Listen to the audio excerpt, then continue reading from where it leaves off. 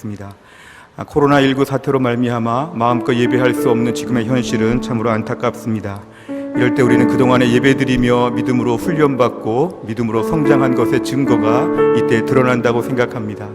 이때 오히려 믿음이 식어지는가, 이때 오히려 믿음이 더 뜨거워지는가, 바라기는 우리 모두가 이 힘들고 어려운 때를 맞이하여 더 뜨거워지고 교회를 사랑하고 예배당을 사모하면서 다시 다 모여서 온전히 예배할 그날을 함께 기도하면서 영광의 보좌 앞으로 나아가도록 하겠습니다.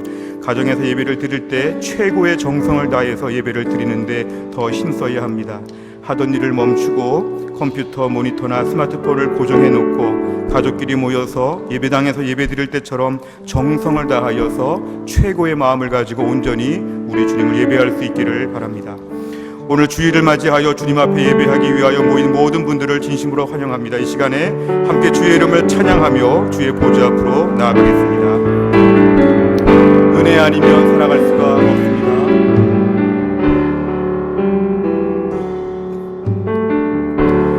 은혜 아니면 살아갈 수가 없네. 호흡마저도 다 주의 것이니 세상 평안과 위로 내게 없어도 예수, 오직 예수뿐이네. 은혜 아니면 살아갈 수가 없습니다. 주님, 은혜 아니면 살아갈 수가 없네. 호흡마저도 다 주의 것이니 세상 평안과 위로 내게 없어도 예수, 오직 예수뿐이네. 크신 계획 다 볼 수도 없고 작은 고난에 지쳐도 주께 묶인 나의 모든 삶 버티고 견디게 하시네. 은혜 아니면 살아갈 수가 없네. 나의 모든 것 다 주께 맡기니 참된 평안과 위로 내게 주신 주 예수, 오직 예수뿐이네. 다시 한번 처음부터 고백합니다. 은혜 아니면 살아갈 수가 없네. 호흡마저도 다 주의 것이니 세상 평안과 위로 내게 없어도 예수, 오직 예수뿐이네. 크신 계획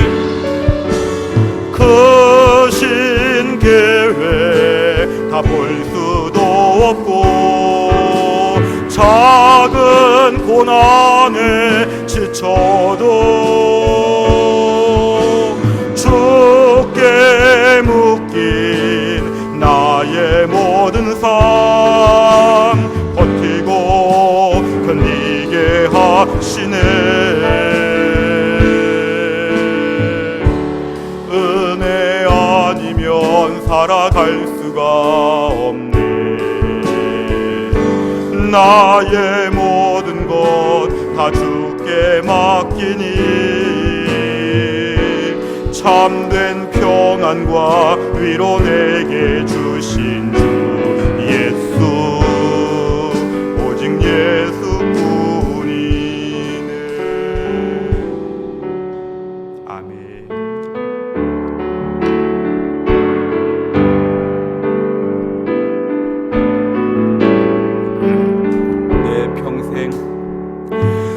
평생 살아온 길 뒤돌아보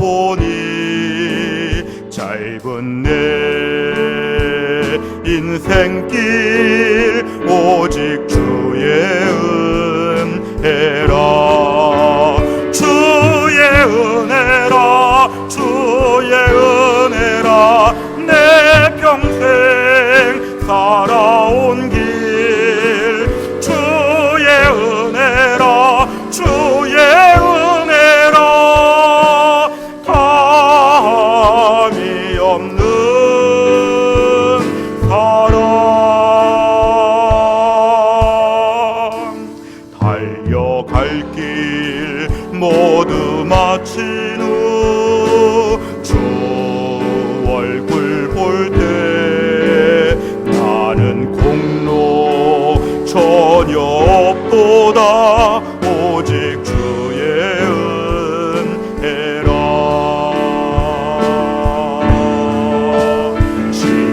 지금까지 지내온 것 주의 크신 은혜라. 한이 없는 주의 사랑 어찌로 말하랴. 자나깨나 주의 손이 항상 살펴주시고 모든 일을 주 안에서 형통하게 하시네. 주의 은혜라 주의 은혜라 내 평생 살아온 길. 주의 은혜라 주의 은혜라 담이 없는 사랑. 달려갈 길 모두 마친 후 주 얼굴 볼 때 나는 공로 전혀 없도다 오직 주의 은혜라. 저희가 앞에 부른 두 곡의 찬양은 다 은혜에 대한 찬양입니다. 그동안 살아온 우리의 삶이 얼마나 은혜였는지 뒤를 돌아보면 정말 주님의 은혜가 가득하였다는 걸 이제서야 알게 됩니다. 너무 감사하지 못하고 너무 기뻐하지 못하고 고마워하지 않았던 우리 인생 다시 한번 돌아보면서 내 평생 살아온 길 다시 한번 믿음으로 고백하며 다시 한번 주 앞에 간절한 마음으로 진정성을 담아서 주 앞에 고백하겠습니다. 내 평생 살아온 길 뒤돌아보니 짧은 내 인생길 오직 주의 은혜라. 주의 은혜라 주의 은혜라 내 평생 살아온 길. 주의 은혜라 주의 은혜라 답이 없는 사랑.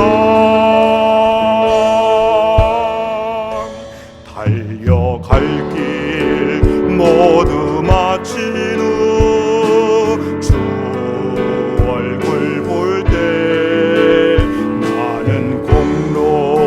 전혀 없도다 오직 주의 은혜라.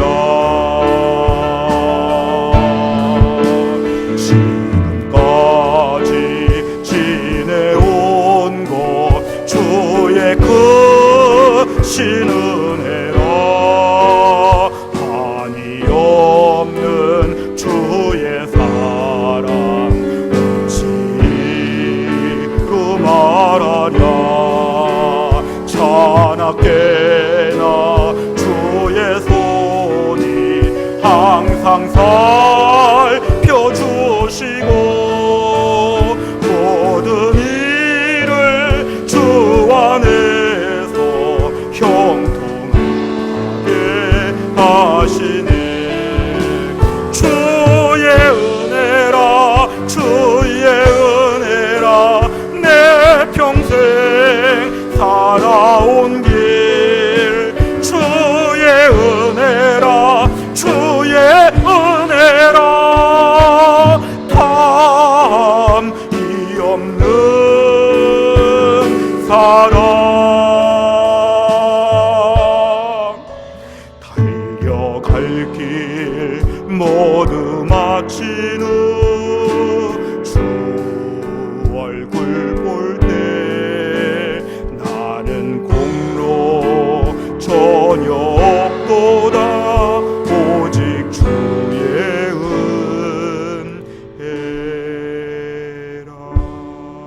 나는 공로 전혀 없도다 오직 주의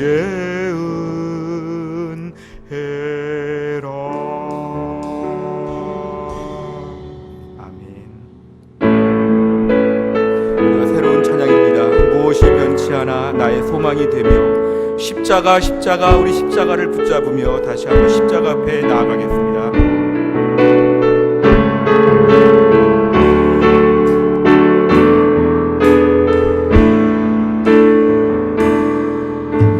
무엇이 변치 않아 내 소망이 되며 무엇이 한결같아 내 삶을 품으리. 그 누가 날 만족해 내 영이 쉬며 그 누굴 기다려 내 영이 기쁘리.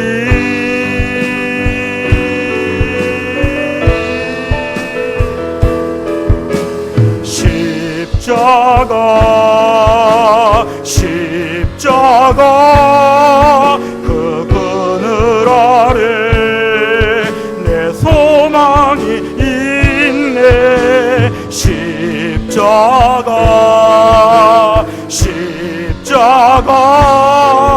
그 그늘 아래 내 생명이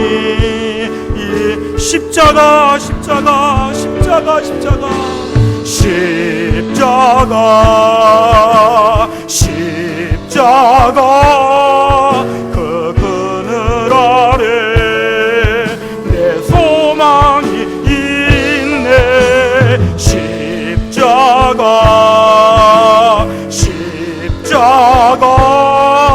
그 그늘 아래 내 생명이 십자가 앞에 나갑니다. 십자가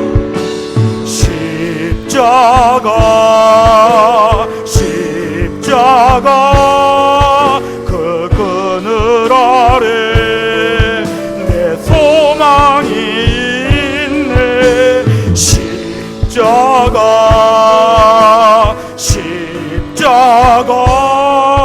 그 그늘 아래 내 생명이 있네.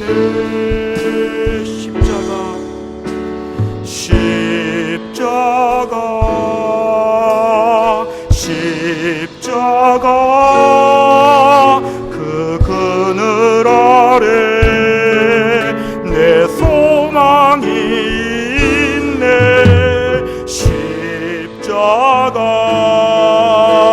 십자가 그 그늘 아래 내 생명이 있네.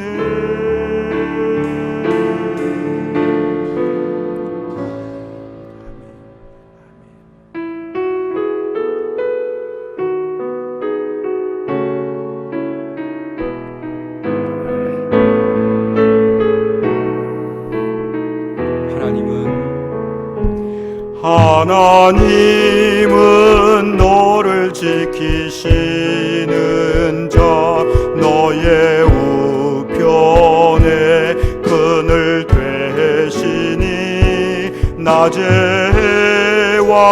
밤의 달도 너를 해치 못하리.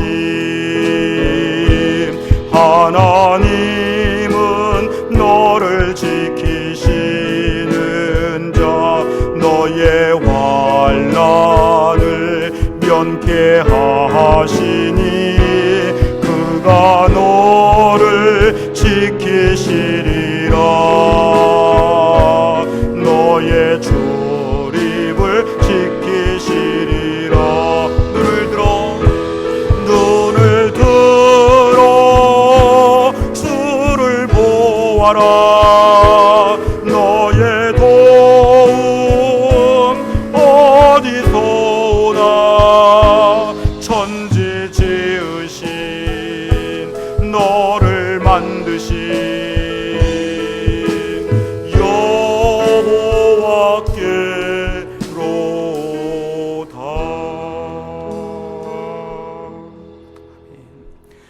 주일 예배 나오신 모든 분들을 진심으로 환영합니다. 다 자리에서 일어나셔서 다 함께 창조의 아버지를 부르시면서 영광스러운 주의 보좌 앞으로 나아가겠습니다.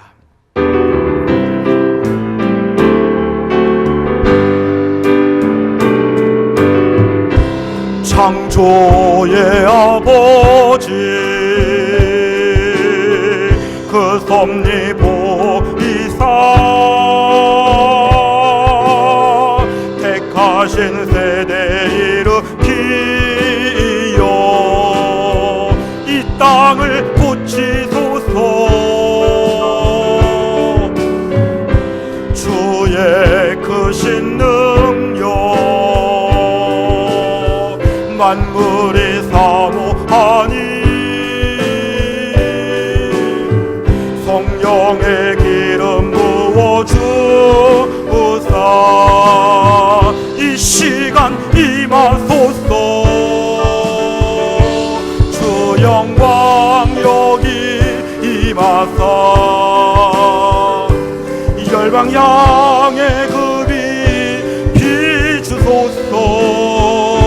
주의 얼굴 구할 때 주의 은혜 머무소. 주 영광 여기 임하사 주 영광 여기 임하사 열방 향해 급이 비추소서. 주의 얼굴 구할 때 주의 은혜 머무소서. 영광 영광 영광 영광 영광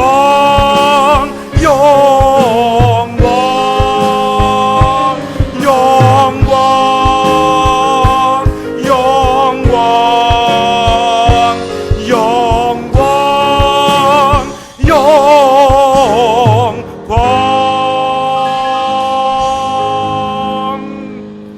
내 영혼아 여호와를 송축하라.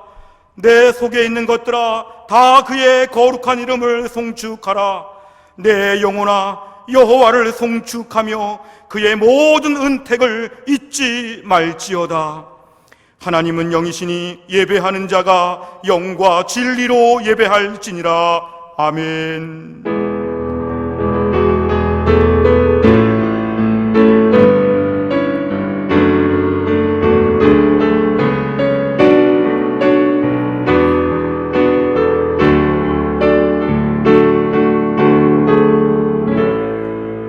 하나님 아버지, 영광스러운 주일 아침을 맞이하여 오늘도 주의 백성들이 주님 앞에 엎드려 예배할 수 있도록 인도하여 주심을 감사합니다.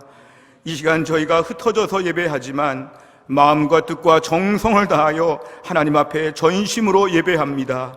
주여, 우리 예배를 받아 주시옵소서. 오늘 예배 자리에 엎드린 모든 주의 백성들이 있는 자리 그 자리에서 하나님의 은혜를 경험하며 하나님 아버지를 만나는 귀한 시간 되게 하여 주시옵소서. 예수님의 이름으로 기도하옵나이다. 아멘. 신앙 고백합니다. 전능하사 천지를 만드신 하나님 아버지를 내가 믿사오며 그 외아들 우리 주 예수 그리스도를 믿사오니 이는 성령으로 잉태하사 동정녀 마리아에게 나시고 본디오 빌라도에게 고난을 받으사 십자가에 못 박혀 죽으시고 장사한 지 사흘 만에 죽은 자 가운데서 다시 살아나시며 하늘에 오르사 전능하신 하나님 우편에 앉아 계시다가 저리로서 산 자와 죽은 자를 심판하러 오시리라. 성령을 믿사오며 거룩한 공회와 성도가 서로 교통하는 것과 죄를 사하여 주시는 것과 몸이 다시 사는 것과 영원히 사는 것을 믿사옵나이다. 아멘. 자리에 앉으시겠습니다. 찬송가 35장을 찬양합니다.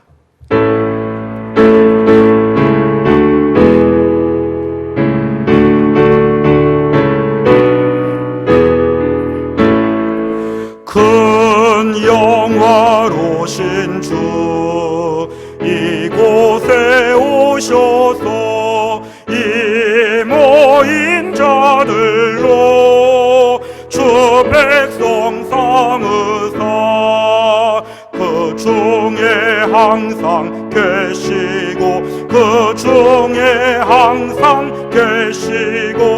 큰 영광 나타내소서. 일백성 기도와 또 예물 드림이 향내와 같으니 곧 받으옵소서. 주 예수 크신 복음을, 주 예수 크신 복음을 만 백성 듣게 하소서. 또 우리 자손들 다 주를 기리고 저 성전돌같이 기나게 하소서. 주 구원하신 능력을, 주 구원하신 능력을 늘 끝날까지 줌소서. 주 믿는 만민이 참 진리 지키며 옛 성도들 같이 주 찬송하다가 저 천국 보좌 앞에서, 저 천국 보좌 앞에서 늘 찬송하게 하소서. 아멘.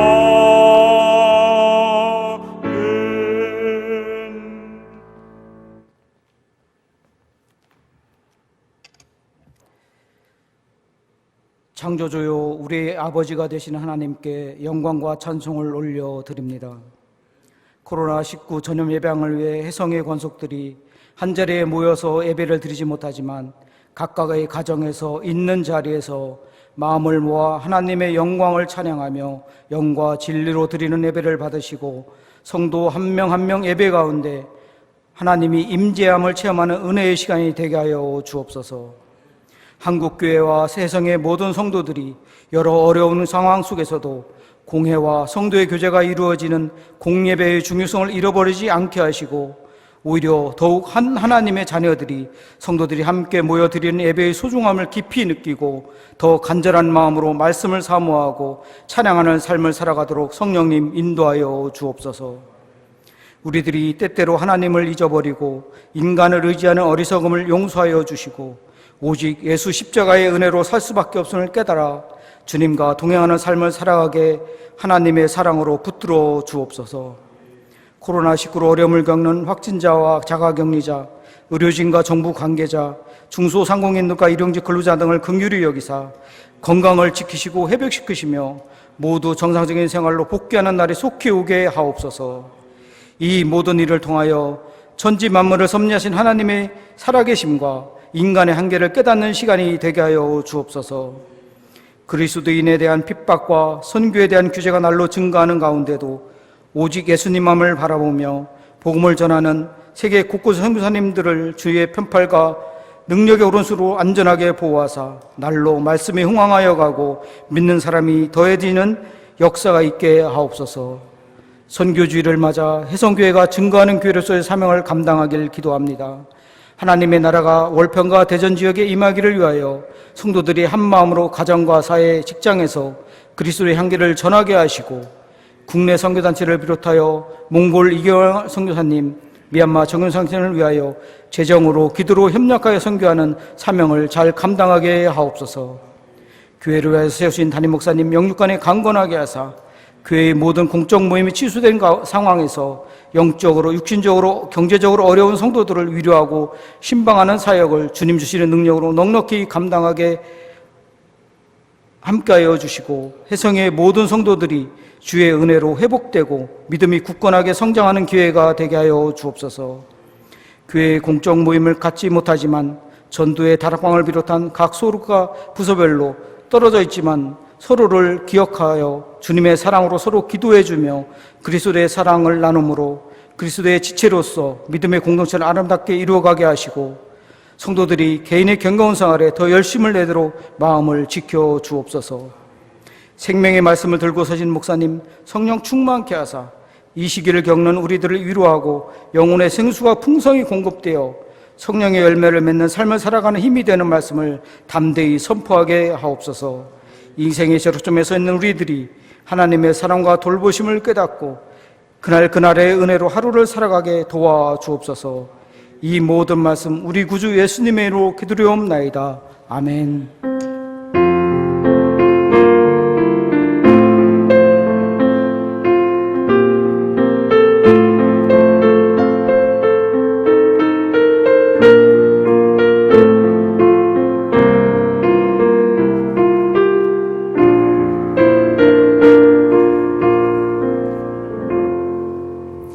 오늘 우리에게 주시는 하나님의 말씀은 욥기 42장 1절부터 9절이 되겠습니다.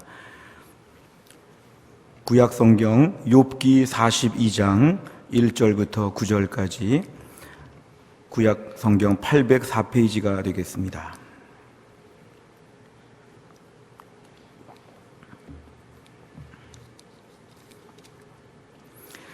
욥기 42장 1절부터 9절까지의 말씀을 다 합독하도록 하겠습니다. 욥기 42장 1절부터 9절 다 같이 읽겠습니다.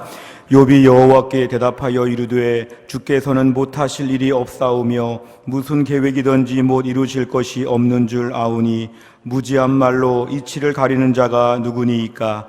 나는 깨닫지도 못한 일을 말하였고 스스로 알 수도 없고 헤아리기도 어려운 일을 말하였나이다.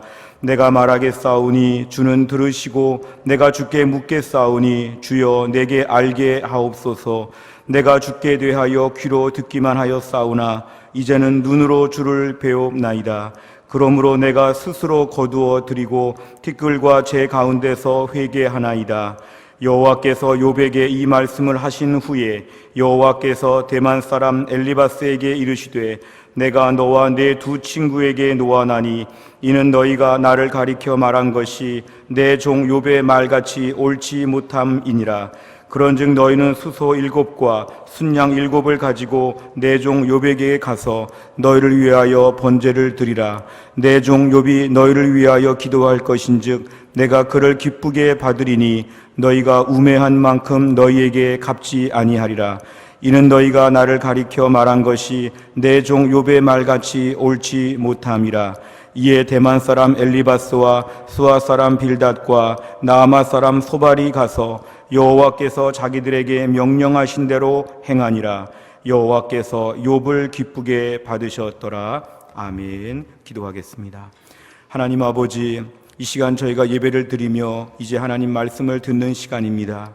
하나님 말씀을 대언하는 주의 종을 성령 충만하게 하셔서 하나님 말씀을 권세 있고 능력 있게 대언하게 하여 주시옵소서. 하나님 말씀을 듣는 주의 백성들의 마음의 문을 활짝 여시고 또 가정에서 예배를 드릴지라도 마음의 문을 열고 집중하여서 온전히 말씀을 청종하여 이 말씀의 축복과 은혜를 다 받을 수 있도록 하나님이 함께하여 주시옵소서.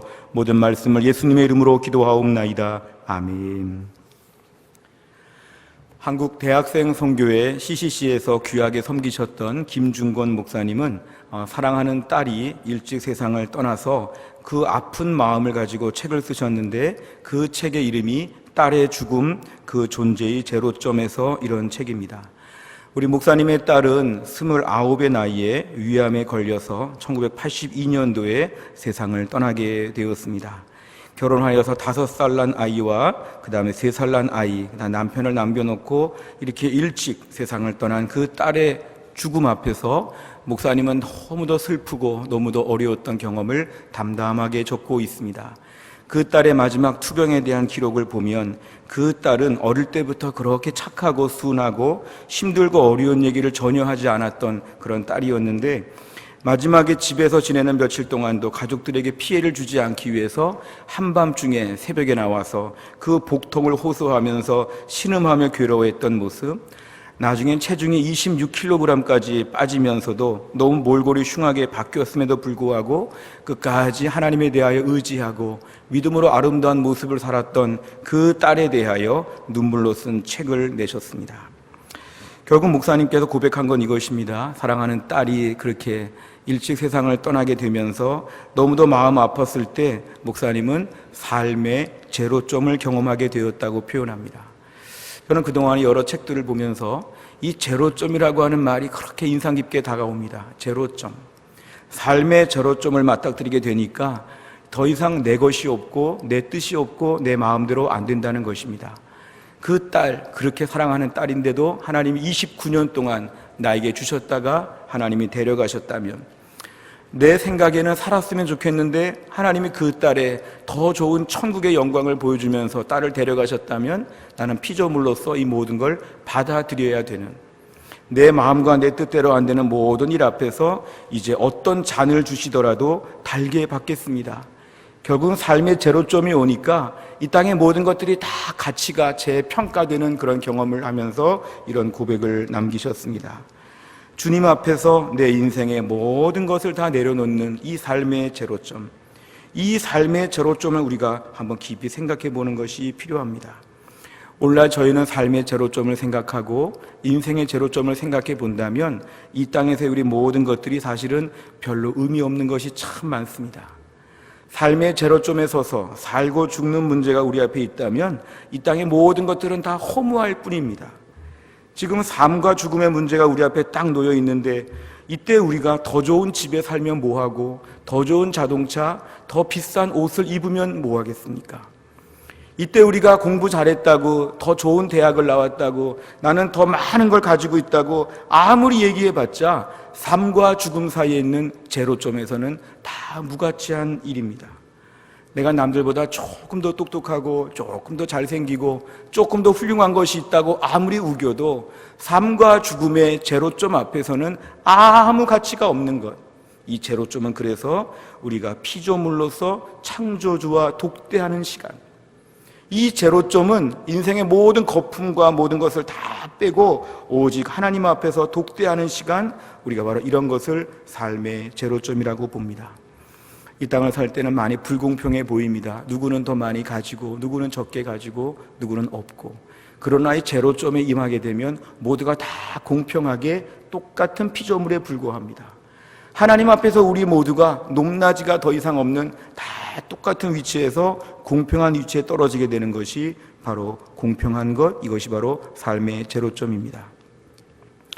요즘 우리가 코로나19로 인해서 많이 힘들어져 있지만 저는 한 주간 동안 이런 것을 깊이 묵상하면서 우리가 점점 더 삶의 제로점에 근접하고 있다고 생각합니다. 이 삶의 제로점이란 높은 하늘을 날던 비행기가 거의 착륙을 준비하면서 점점 바닥으로 내려오는 것처럼 우리 인생이 점점 바닥으로 지금 내려오면서 뭔가 하나님 앞에 서게 되는 지점에 우리가 와 있다는 것입니다.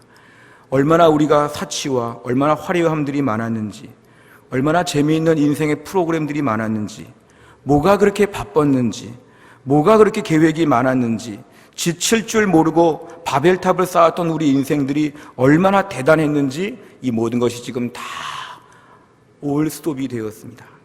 삶의 제로점에 서 있습니다. 그래서 우리에게 많은 것이 계획대로 되지 아니하고 멈춰 있는 때를 저희는 지금 맞이하고 있습니다. 이럴 때 우리가 어떻게 살아야 되는지에 대하여 하나님의 음성을 듣는 것이 참 필요합니다. 저는 주중에 욥에 대한 말씀들을 묵상하면서 이 욥의 삶이 오늘날 우리의 삶과 너무 유사한 점을 발견하게 되었습니다. 이 욥이라는 사람, 사실은 동방의 의인이라고 불려지는 이 대단했던 욥, 욥은 믿음이 참 좋았는데 믿음도 좋을 뿐만 아니라 세상적으로도 큰 부자였습니다. 우리 흔히 말할 때에 세상에서 잘 되면서도 믿음도 좋을 수는 없다, 둘 중에 하나가 많다, 우리 이런 경험들이 많지만 욥은 세상적으로도 대단하고 믿음도 대단했던 정말 부러울 만한 그런 인물이었습니다. 우선 욥은 세상적으로 대단했는데 욥기 1장 3절에 보니까 그의 소유물은 양이 7,000마리, 낙타가 3,000마리, 소가 500결이, 암나귀가 500마리, 그 다음에 종이 참 많았는데 동방 사람 중에 가장 훌륭한 자, 가장 갑부, 재벌이라는 말을 저렇게 표현하고 있습니다. 그러니까 욥은 얼마나 많은 것들을 누리며 가졌는지 모릅니다. 그에게 있는 가축과 종들의 숫자 엄청나게 많은 것이었습니다. 근데 욥은 이렇게까지 많은 걸 가지고 있음에도 불구하고 욥의 믿음이 너무너무 좋았습니다. 욥기 1장 8절을 보면 같이 한번 읽겠습니다. 시작. 여호와께서 사탄에게 이르시되 내가 내 종 욥을 주의하여 보았느냐? 그와 같이 온전하고 정직하여 하나님을 경외하며 악에서 떠난 자는 세상에 없느니라. 아멘. 하나님 말씀하시는 것입니다. 하나님이 저렇게 평가하는 건 참 대단한 것입니다. 그와 같이 온전하고 정직하고 하나님을 경외하고 악에서 떠났다. 하나님이 저렇게 말씀하신 정도는 누구도 받을 수 없는 칭찬입니다. 그러니까 욥은 이 땅을 살면서 얼마나 믿음이 순수하고 신실했는지 모릅니다. 게다가 욥은 욥기 4장 3절 4절을 보면 어려운 사람들을 도와줬습니다. 보라, 전에 내가 여러 사람을 훈계하였고 손이 늘어진 자를 강하게 하였고 넘어지는 자를 말로 붙들어 주었고 무릎이 약한 자를 강하게 하였거늘. 욥은 주변에 어려운 사람들도 많이 도와줬습니다.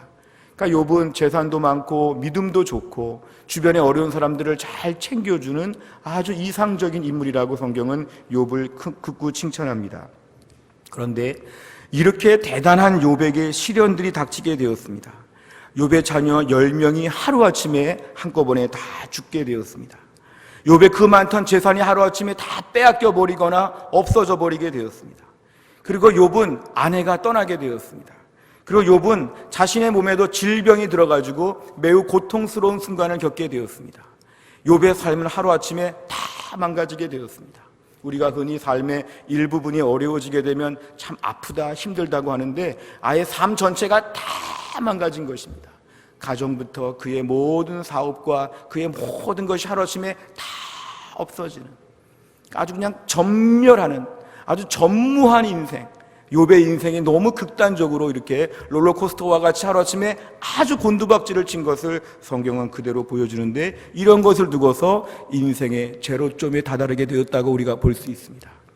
욥의 인생이 하루아침에 아주 곤두박질을 치게 되었습니다. 이럴 때 욥의 친구들이 등장하지요. 우리가 욥기를 보면 조금 지루하다 느낄 수 있는 것은 욥기 42장 중에서 4장부터 37장까지의 대부분의 그 중간의 내용이 다 욥의 친구들과의 대화인데, 그 욥의 친구들의 말은 이런 것입니다. 너가 뭔가 겉으로 볼 땐 믿음이 좋았는데 숨겨놓은 죄가 있는 것이 아니냐.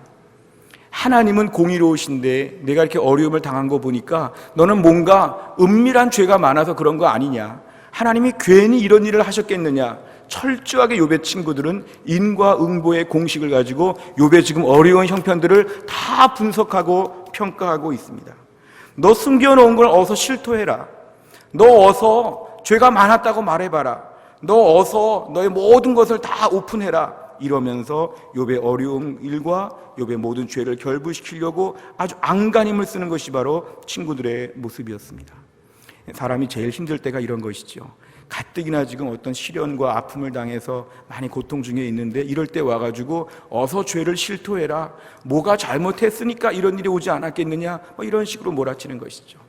한 주간 동안 많은 뉴스를 보셨겠지만 우리가 신문과 뉴스를 보면서 알 수 있는 것은, 이럴 때 우리가 확진자가 되거나 이럴 때 어느 지역이 많이 감염되거나 이럴 때 어려운 분들의 이야기를 많이 들으면서 자꾸만 우리들은 나도 모르게 욥의 친구로 변할 때가 많습니다. 무슨 일 때문에 그렇게 되었고 뭐 때문에 그렇게 되었고 자꾸 저희들의 마음에 자꾸 냉정하게 이렇게 말하는 것이죠. 심지어 어떤 경우에 무슨 죄의 대가를 받는 것처럼 함부로 말하는 일들이 너무 쉽게 오가고 있는 것이죠. 이럴 때 우리는 매우 조심해야 되죠. 이럴 때 어떤 말을 주로 해야 될까요? 얼마나 힘드십니까? 얼마나 아프십니까? 얼마나 고생이 많으십니까? 지금은 이런 말을 많이 해야 될 때 있죠. 욥의 친구들 같은 사람들 이럴 때 아무 유익이 없고, 이럴 때는 무조건 싸매어주고 안아주고 돌봐주는 것이 제일 중요한 것입니다.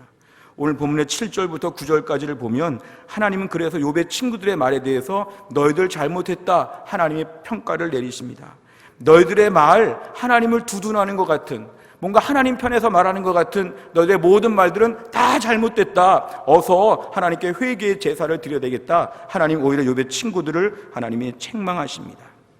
그런데요, 이 욥의 친구들을 책망하시는 하나님께서 욥에 대해서도 하나님이 다루십니다. 이 욥에게 어떤 마음이 있었냐면 욥은 4장부터 37장까지의 긴 내용 중에 친구들과 대화하는 가운데 욥에게 아주 맨 밑바닥에 숨겨있던 것이 그만 드러나고야 맙니다.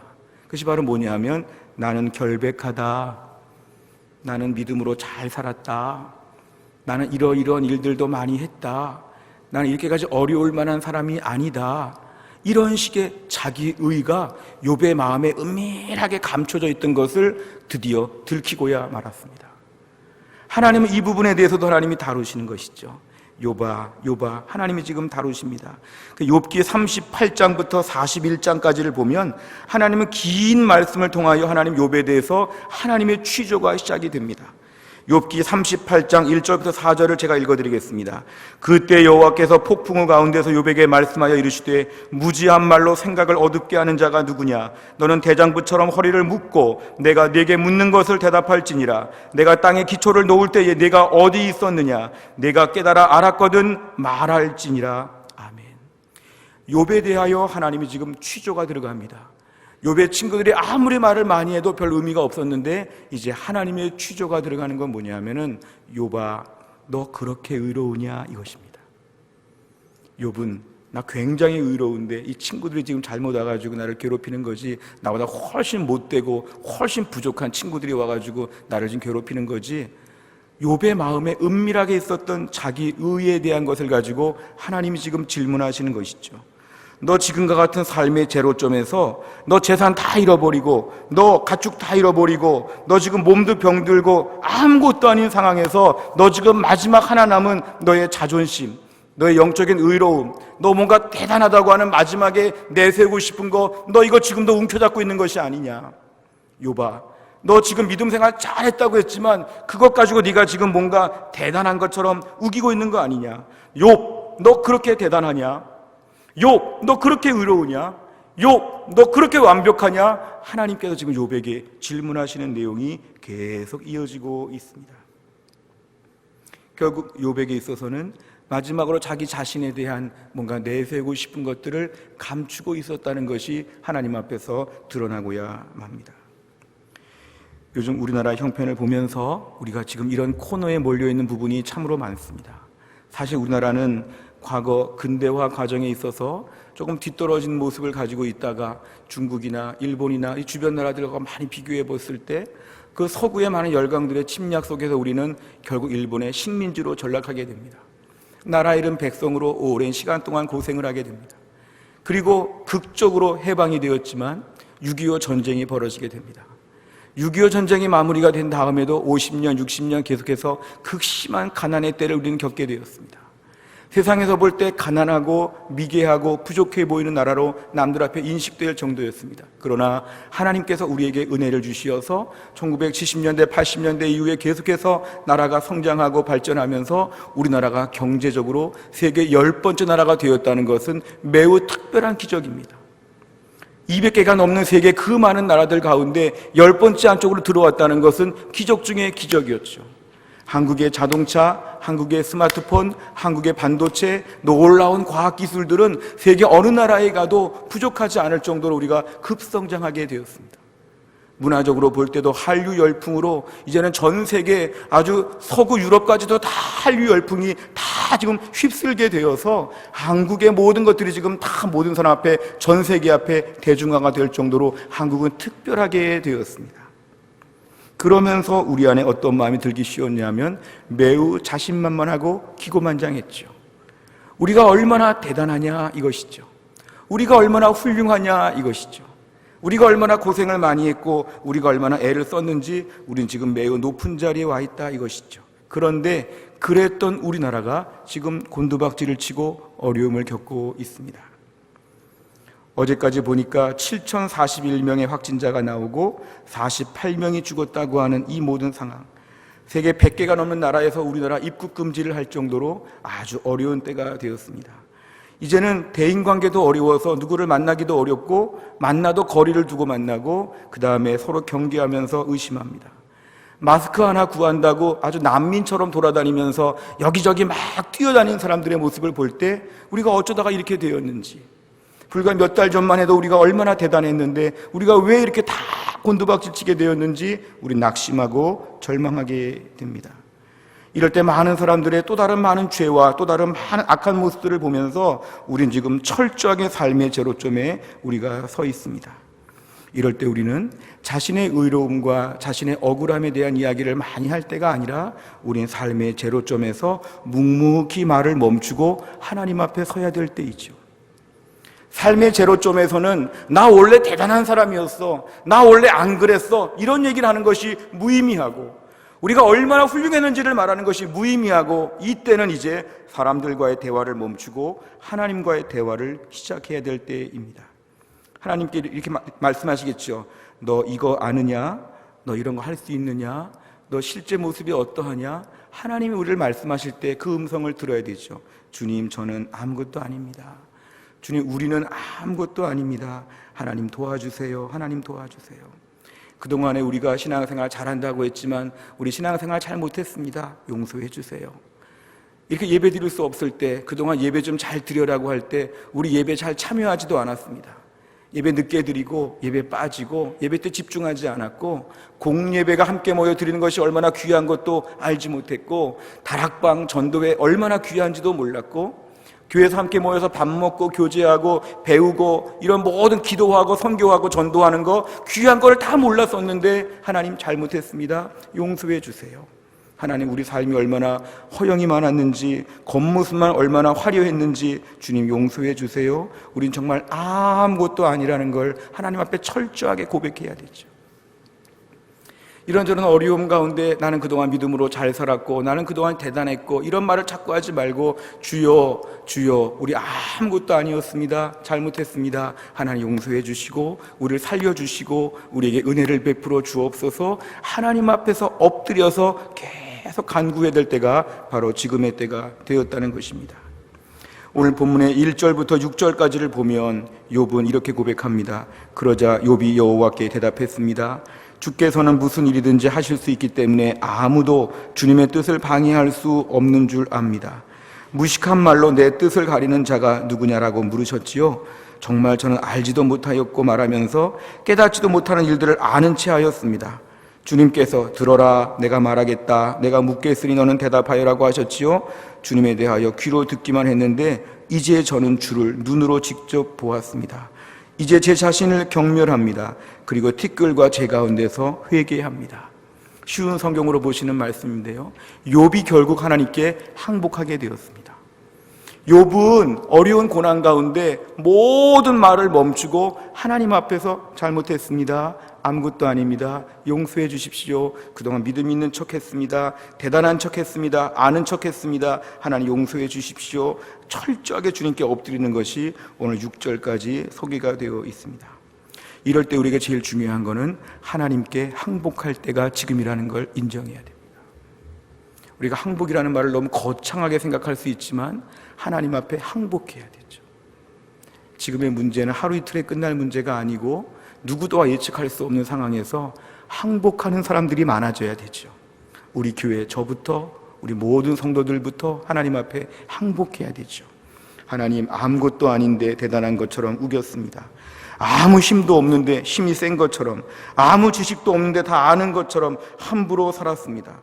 뭐가 그렇게 똑똑했는지 하나님 앞에 회개합니다. 저는 똑똑하지 않습니다. 뭐가 그렇게 바빴는지 지금 사실상 바쁘지 않았습니다. 저 바쁜 척했습니다. 하나님 용서해 주십시오. 뭐가 그렇게 돈이 많고 그렇게 직장이 좋았고 그렇게 가정이 좋았고 뭐가 그렇게 어깨에 힘을 많이 줬는지, 뭐가 그렇게 의로웠는지, 뭐가 그렇게 훌륭했는지 주님 아무것도 아닙니다. 저 아무것도 아니에요. 하나님 저를 그냥 용서해 주세요. 하나님 앞에 뭔가 우겨보려고 했던 마음들을 욥처럼 내려놓아야 되죠. 욥은 지금 철저하게 자신을 내려놓으면서 아무것도 아니라고 그동안 많이 아는 척했지만 사실은 눈 감고 하나님 봤다고, 이제 눈을 떴다고 오늘 5절에서는 말씀하고 있을 그러한 정도입니다.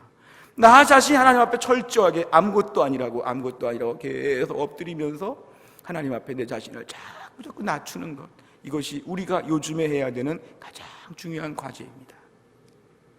16세기 종교개혁가들 중에서 존 칼빈은 우리 장로교의 기초를 놓은 매우 탁월한 개혁가였습니다. 그는 기독교 강요라고 하는 책에서 기독교의 신앙에 대한 체계를 잘 정리했는데요. 그 중에 제일 먼저 나오는 1권에서 첫 번째로 나오는 게 하나님에 대해서 우리가 알려고 하면 자신에 대해서 먼저 알아야 된다, 이런 구절이 등장합니다. 우리가 하나님에 대해서 어떻게 알 수 있겠습니까? 그 하나님 찾으려면은 너 자신의 비참함을 알아야 된다. 너 자신이 얼마나 더러운 걸 알아야 하나님의 깨끗함을 알 수 있다. 너 자신이 얼마나 무식한 걸 알아야 하나님의 지식에 대하여 상상할 수가 있다. 내가 얼마나 못나고 얼마나 더럽고 얼마나 추한가에 대해서 깊은 묵상을 해야지만 하나님에 대하여 알 수 있기 때문에 너 자신에 대해서 이렇게 완전히 항복하고 완전히 무장해제하고 완전히 엎드러지기 전까지는 하나님에 대해서 안다고 말할 수가 없다는 것입니다. 우리가 오늘 신앙생활을 하면서 하나님을 많이 안다고 생각하죠. 그런데 하나님에 대해서 안다는 사람들은 자기 자신에 대하여 먼저 알아야 되죠. 뭘 압니까? 나는 대단해, 이게 아니라 나는 아무것도 아니야, 나는 끝이야, 나는 소망이 없어, 나는 아무것도 아니야, 이런 것을 계속 인정하게 될 때에 하나님에 대하여 비로소 눈을 뜨게 되고 마음의 문이 열리게 된다는 것입니다.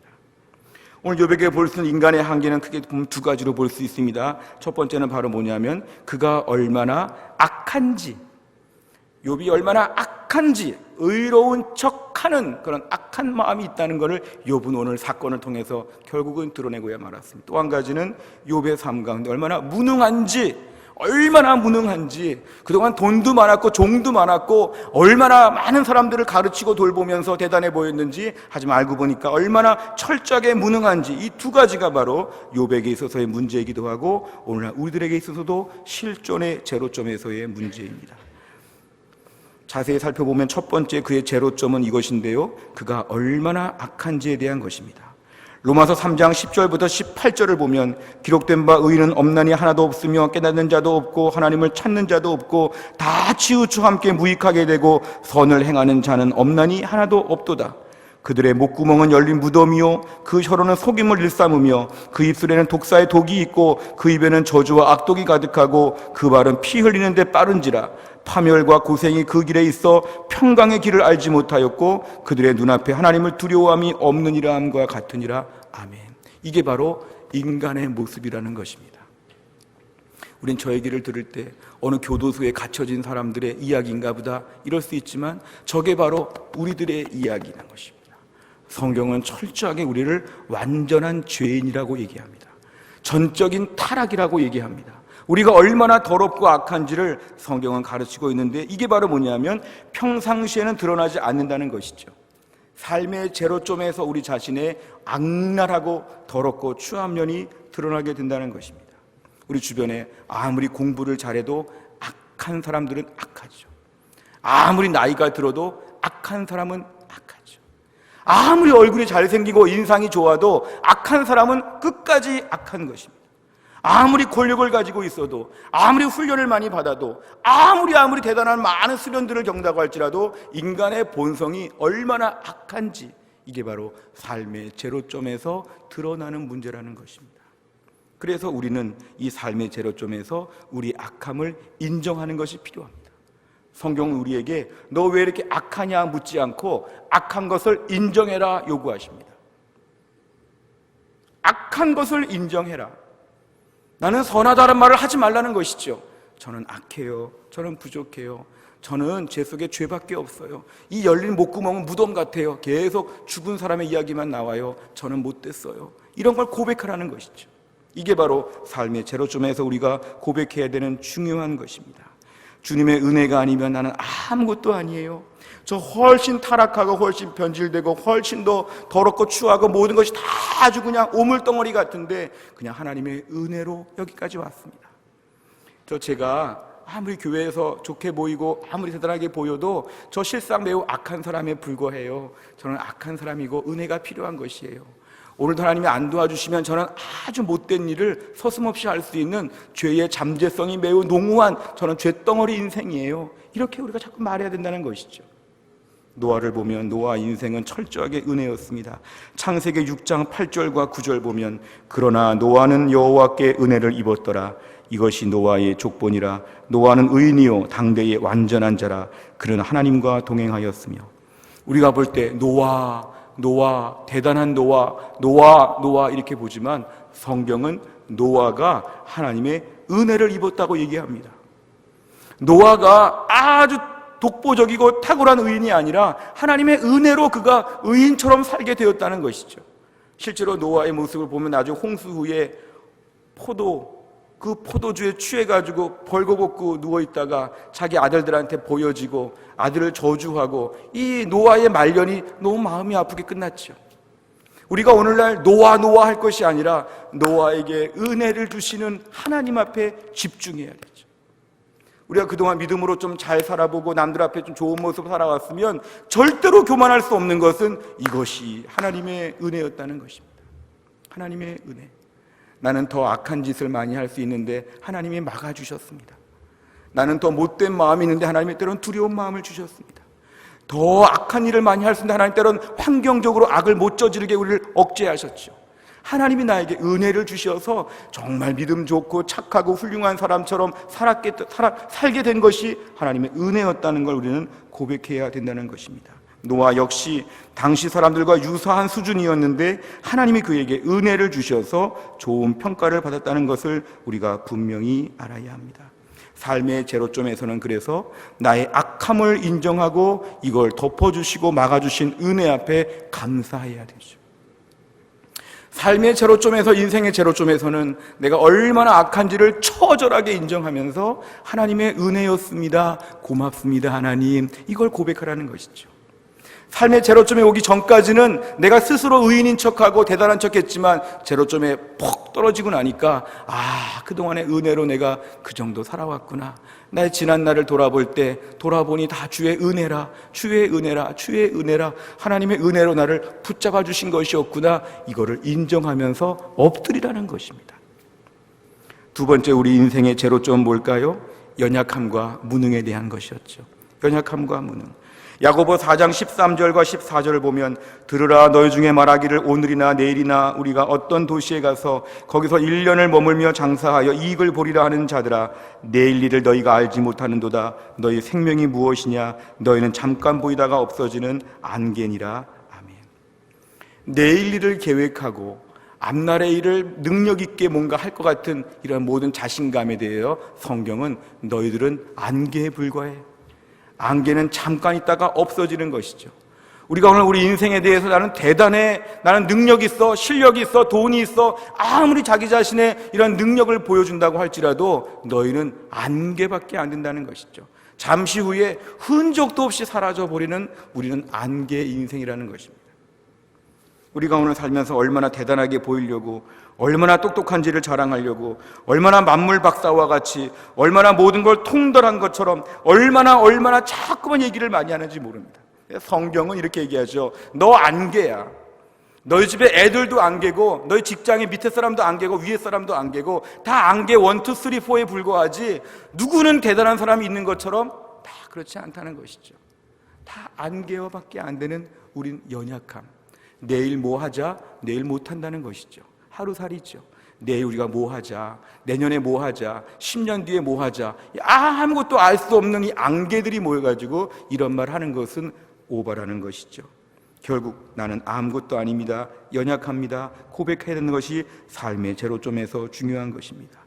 베드로전서 4장 11절 말씀 같이 한번 읽겠습니다. 시작. 만일 누가 말하려면 하나님의 말씀을 하는 것 같이 하고 누가 봉사하려면 하나님이 공급하시는 힘으로 하는 것 같이 하라.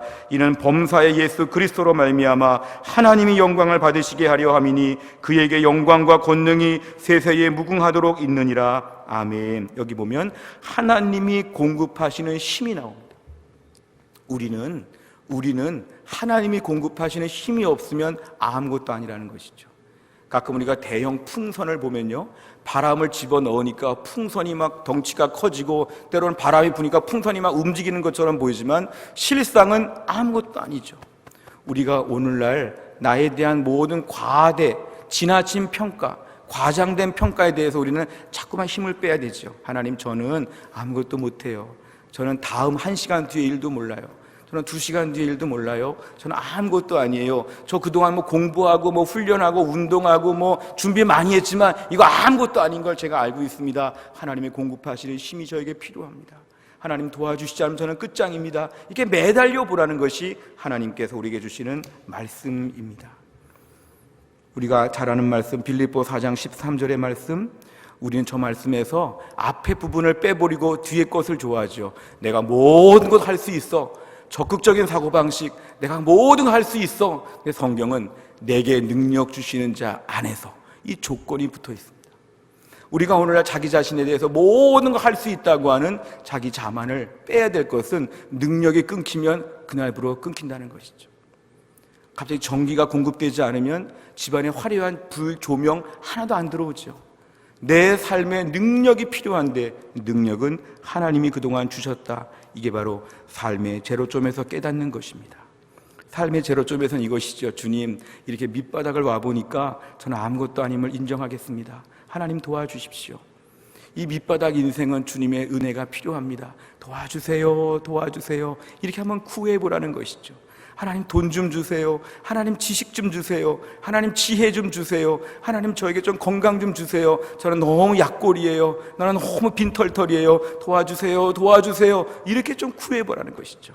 그동안에 내가 왜 이런 걸 안 구하며 살았는지, 그동안 내 주먹을 믿어라, 내 머리를 믿어라, 내 학벌을 믿어라, 내 모든 가정을 믿어라, 내 배경을 믿어라, 이런 말 이제는 못하고 주님 도와주세요, 도와주세요. 이렇게 엎드리는 시간, 이게 바로 뭐냐면 삶의 제로점에서 깨닫는 은혜가 된다는 것입니다.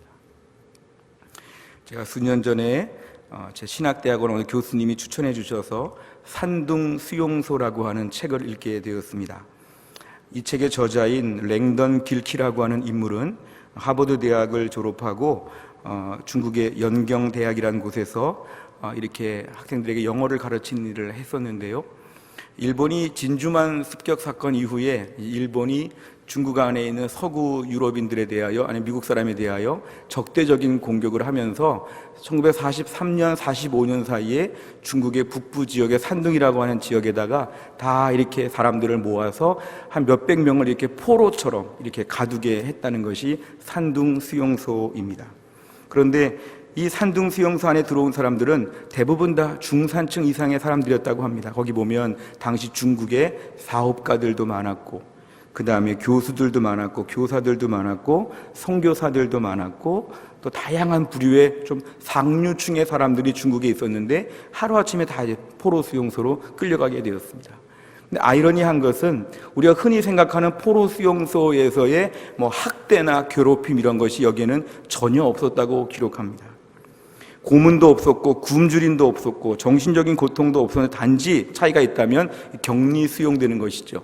포로 수용소 안에서만 지나야 되는 것이고 일정한 배급되는 걸 가지고 그 안에서 종들도 없고 자기들이 다 일을 하며 살아야 되는, 이게 좀 달라진 점이었다는 거죠. 그런데 이 랭던 길키는 이 산둥 수용소에서 당시 그 안에서 벌어지는 사건들을 아주 자세하게 기술하여서 책을 내게 되어서 지금까지 보고 있습니다.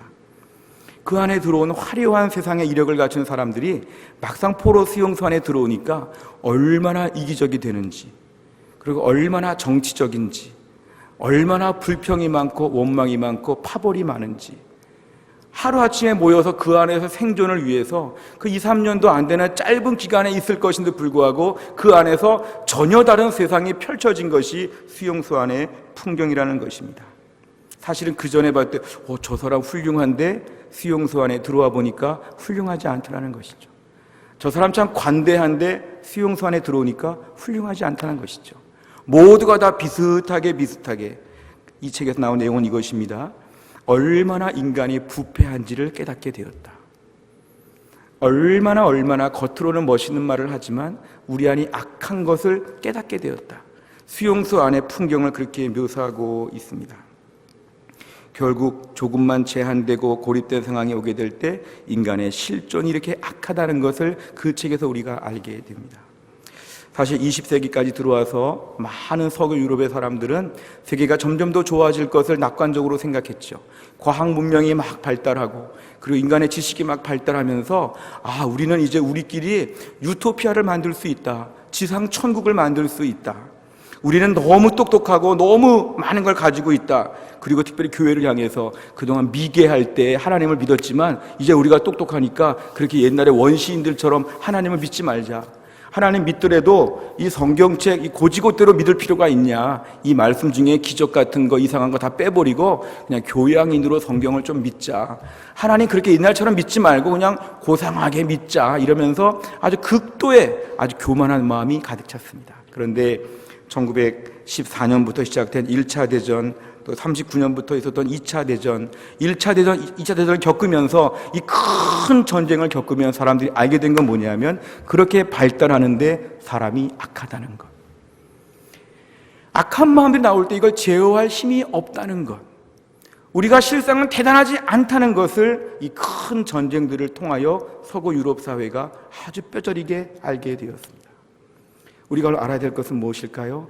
우리는 실상 대단하지 않다는 것입니다. 우리는 그렇게 똑똑하지도 않고 우리는 그렇게 착하지도 않고 실상 그렇게 믿음이 좋지도 아니하고 우리의 실상의 민낯은 다 부족하다는 것입니다. 그래서 우리는 삶의 제로점, 인생의 제로점에서 우리가 알아야 될 것은 뭐냐면 하나님만 의지해야 되는 나약한 존재인 것을 인정해야 됩니다. 인생의 제로점에서는 그동안에 내가 너무 잘 될 때, 너무 높을 때 알지 못했던 것을 깨달아야 되는데 이게 바로 뭐냐면 내가 하나님 앞에 철저하게 죄인입니다. 내가 하나님 앞에 철저하게 무능합니다. 하나님 도와주시옵소서. 하나님 제가 잘못했습니다. 하나님 도와주십시오. 하나님 제가 아무것도 못합니다. 제발 저에게 힘 좀 주십시오.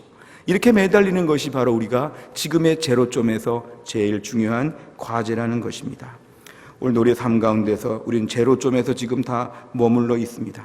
이 제로점은 그냥 절망하고 낙심하고 염세주의나 비관주의로 가는 그런 시간이 아닙니다. 이때는 제로점에서 하나님께 엎드릴 때입니다. 이때는 제로점에서 하나님께 두 손을 들고 은혜를 구할 때입니다. 하나님 저는 악하고 하나님 저는 약합니다. 이 두 가지를 좀 철저하게 인정하면서 오늘 욥이 하나님 앞에서 완벽하게 항복한 것처럼 우리가 항복해야 될 때입니다. 그동안 우리 인생 가운데 하나님께 항복하지 아니하고 의기양양하게 살았던 기고만장했던 인생의 모든 것들을 다 정리하고 우리가 이런 시간들을 통해서 더 이 삶의 제로점에서 철저하게 주님께 엎드리는 은혜를 다 받을 수 있기를 주의 이름으로 축원합니다. 기도하겠습니다. 하나님 아버지, 그동안에 우리 인생이 얼마나 기고만장했는지, 얼마나 실력이 좋고 얼마나 착하고 얼마나 믿음 생활 잘하고 얼마나 남들보다 경험이 많고 얼마나 남들보다 의로웠는지, 얼마나 부유했는지 얼마나 똑똑했는지 이 모든 것들을 지금 저희가 다 생각해 볼 때 오늘 욥처럼 이 모든 것들을 다 내려놓고 인생의 제로점에서 하나님께 엎드리게 하여 주시옵소서. 요즘같이 혼란스러운 때를 살아가고 요즘같이 이 막막한 때를 살아가면서 우리도 욥처럼 이 인생의 제로점에서 하나님을 향하여 항복하게 하여 주옵소서. 똑똑한 척했던 것, 돈 많은 척했던 것, 바쁜 척했던 것, 나만 힘들었다고 생각했던 척, 이 모든 것들을 다 내려놓고 주님, 실상은 그렇지 않습니다. 주님, 제가 잘못했습니다. 주님, 저에게 좀 도와주셔야 되겠습니다. 하나님 앞에 두 손 다 벌리고 엎드려서 하나님의 은혜를 얻게 하여 주시옵소서. 이 인생의 제로점을 맞이할 때에 하나님 아버지 이 나라 백성들을 불쌍히 여겨 주시고 너무 절망하거나 좌절하거나 거칠어지지 않게 하여 주시고 이 땅의 모든 백성들 또 전 세계 열방의 수많은 사람들이 이 코로나19 사태로 말미암아 저희들의 마음이 다시 한번 인생의 제로점에서 피조물로서의 한계를 인정하고 전능하신 창조주 하나님 앞에서 하나님만을 찬양하며 예배할 수 있는 은혜의 전환점이 될 수 있도록 축복하여 주시옵소서. 어려운 때를 살아가는 주의 백성들을 불쌍히 여겨주시고 이 암담한 때를 살아가면서 우리 성도들 건강을 붙잡아 주시고 믿음을 지켜주시고 삶에 하나님의 또 다른 은혜가 있어서 이때가 지나가고 나면 우리가 한자리에 모여서 눈물을 흘리며 예배할 수 있는 그 감격의 날이 올 수 있도록 하나님 기적같은 역사를 허락하여 주시옵소서. 모든 말씀을 예수님의 이름으로 기도하옵나이다. 아멘. 찬송가 412장입니다.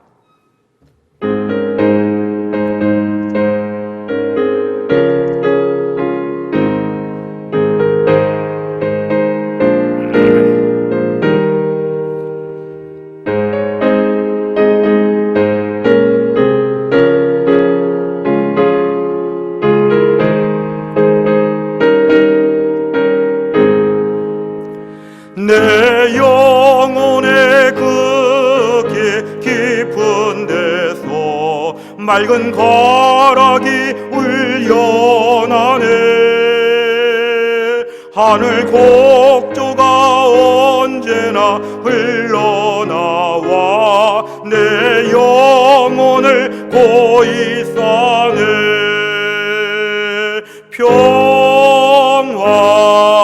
평화로다 하늘 위에서 내려오네. 그 사랑의 물결이 영원토록 내 영혼을 덮으소서. 내 마음속에 솟아나 이 평화는 깊이 묻힌 보배로다. 나의 보화를 캐내어 가져갈 자 그 아무도 없으리라.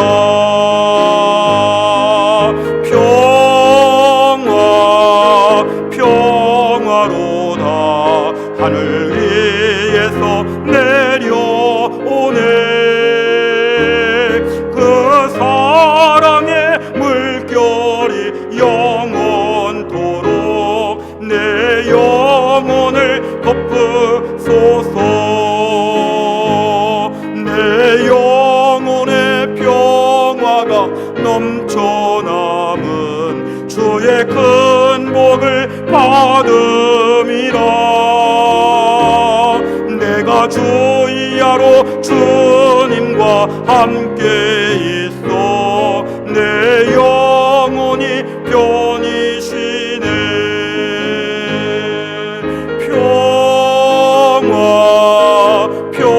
평화로다 하늘 위에서 내려오네.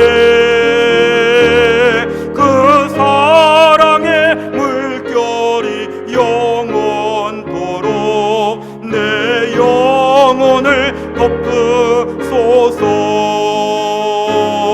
이 땅 위에 험한 길 가는 동안 참된 평화가 어디 있나.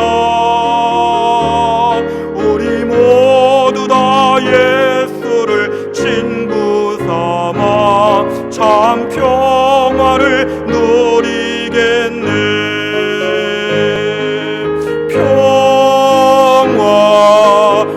평화로다 하늘 위에서 내려오네. 그 사랑의 물결이 영원토록 내 영혼을 덮으소서. 아멘. 봉헌 기도하겠습니다.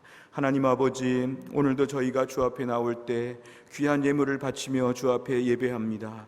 오늘도 주일헌금과 감사헌금과 11조와 특별히 선교헌금을 드리며 모든 종류의 하나님 헌금을 준비하여 주 앞에 예배합니다.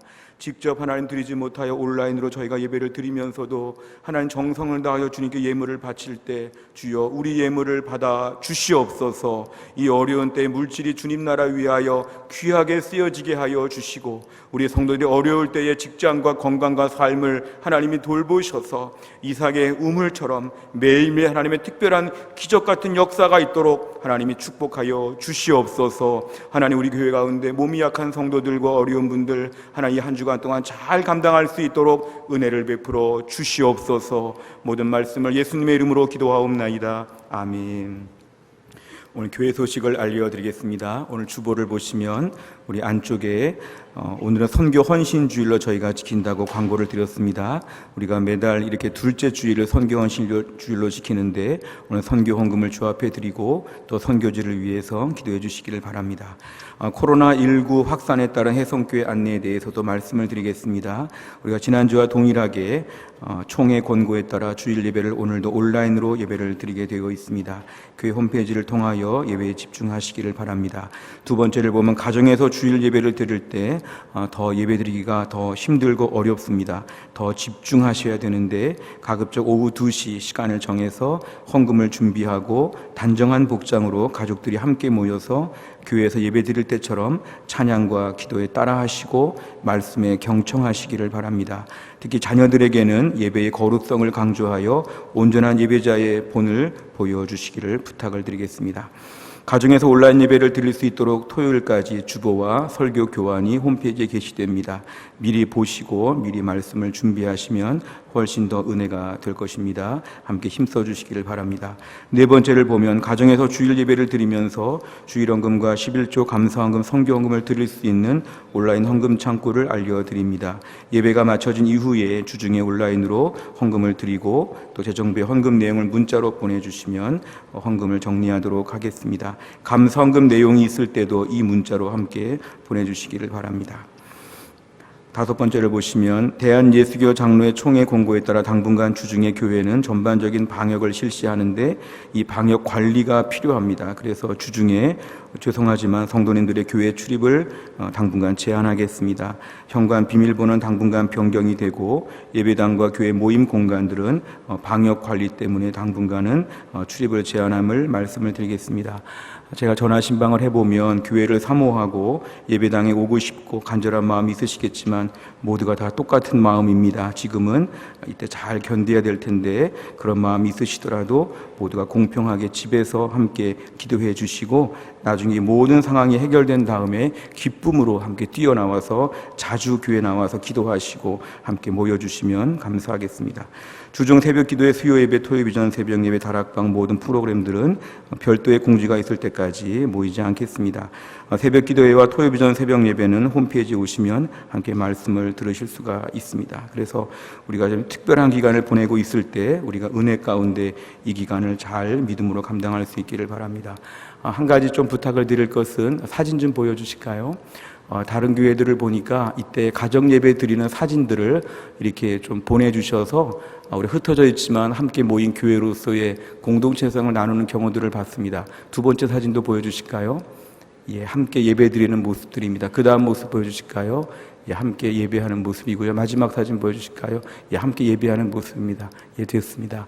우리 교회도 저런 식으로 가정에서 예배를 드리면서 사진을 좀 찍어주시고 또 가정에서 예배를 드리면서 소감이 어땠는지를 좀 교회 홈페이지에 글로 남겨주시거나 저에게 보내주시면 우리가 함께 흩어져 있지만 한 교회로서의 공동체성을 우리가 좀 나누게 되어 있습니다. 그래서 사진이나 글들을 좀 보내주셔서 흩어져 있지만 영적으로 유무상통할 수 있도록 함께 마음을 모아주시고 협조해 주시면 감사하겠습니다.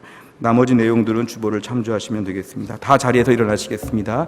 우리 마지막 찬양 드리겠습니다. 412장 4절입니다.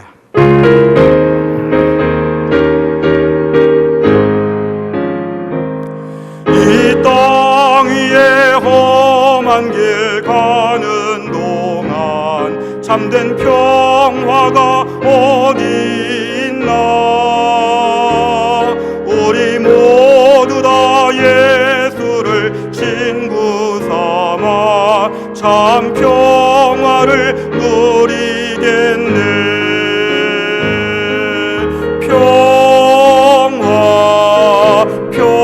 평화로다 하늘 위에서 내려오네.